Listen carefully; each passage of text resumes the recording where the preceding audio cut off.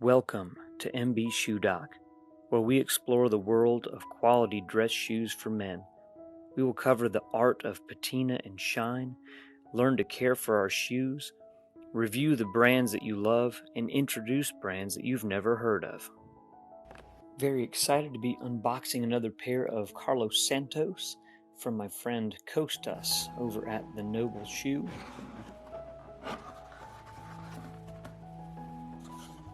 There's a note here from Carlos Santos thanking you for your purchase. It's a nice touch.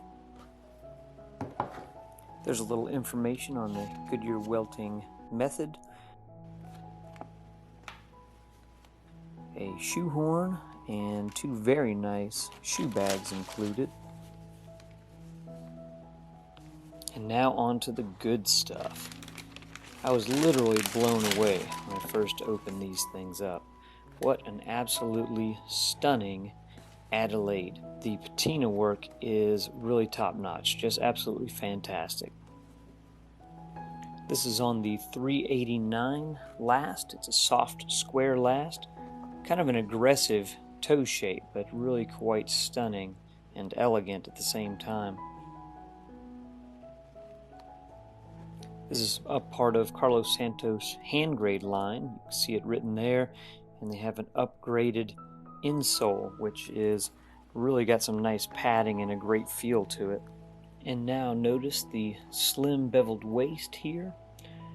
It's not a real aggressive fiddleback type waist, but it does have a nice rounded bevel to it. And you can see that it was a closed channel sole as well, which means that the stitching is not visible. Now we'll take out the other shoe and inspect it. Also beautiful, of course.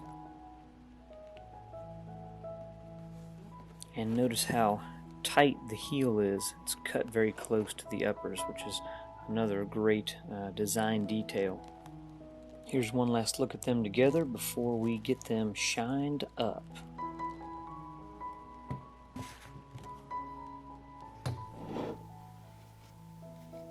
Alright, I'm going to put the first conditioning and shine on these Carlos Santos. So starting off, just give them a light brushing, just removing any kind of little dust that may have settled on them.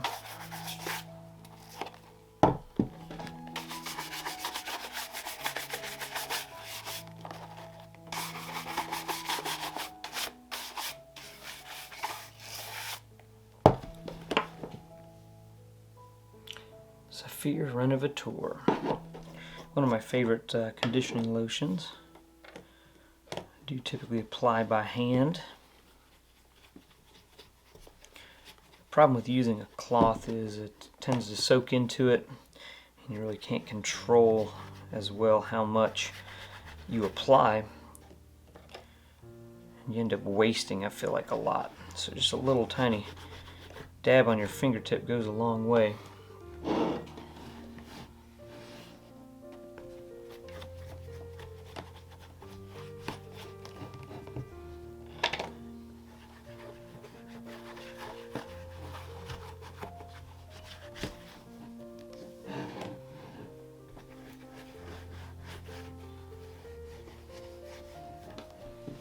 Alright, so we applied the Saphir Renovateur, let it dry for a few minutes. I'll give these another quick brushing.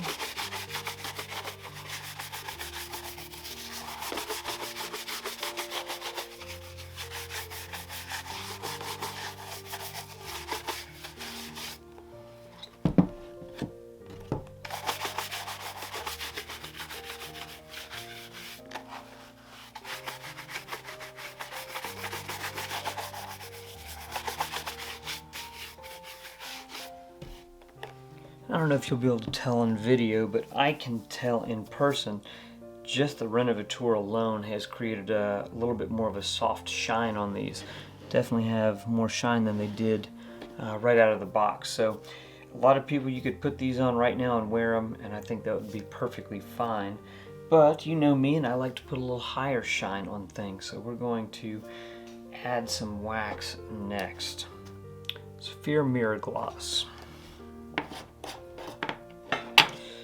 I'm just going to shine the toes and a little bit on the heel. It would not be wrong to apply cream polish at this point. There's just a lot of color on this with the hand-painted finish, the patina, and I just don't feel like it's necessary to add any cream polish. I'm not really wanting to adjust the color at all. Just shine up what's already there.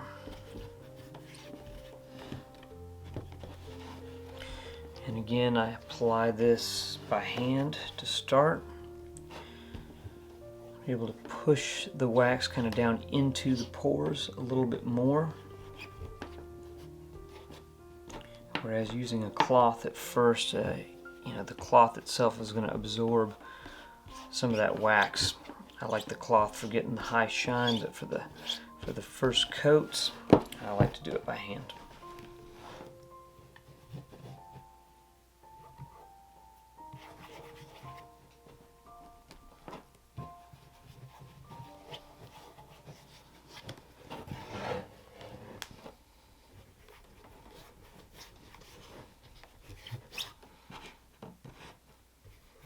So I've got the base layer of wax applied by hand.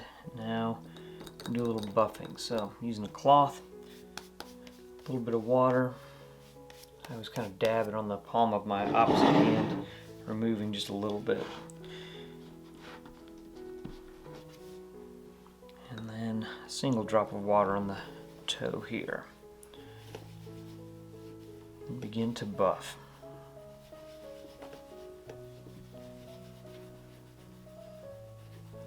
And really, this is the entire process going forward. It's just time now. You get a little bit of wax on the cloth, drop of water, and then buff, and you really just kind of repeat this until you get it to where you want it.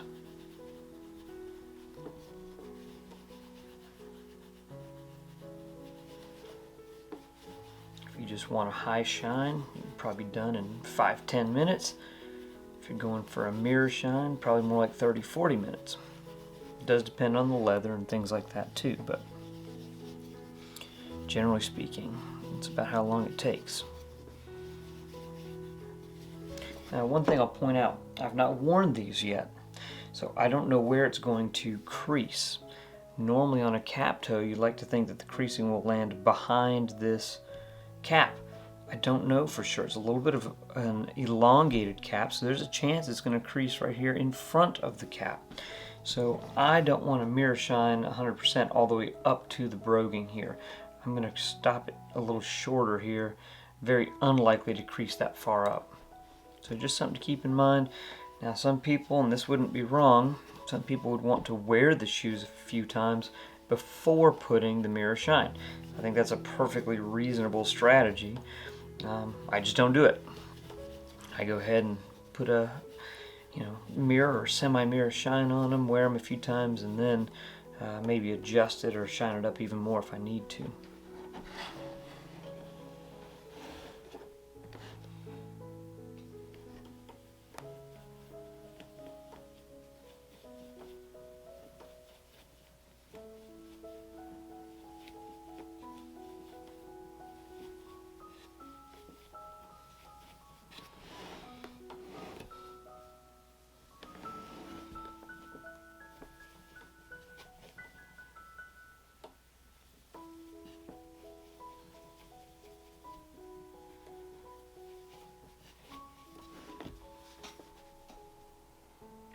Just finished up the shine on these. Letting you see them one more time here before I wear them this week. Again, just really so happy with this shoe. It's absolutely beautiful. Wouldn't change a thing about it. Patina work is fantastic. The quality is amazing, and so excited to wear them. I hope you enjoyed this unboxing and shine.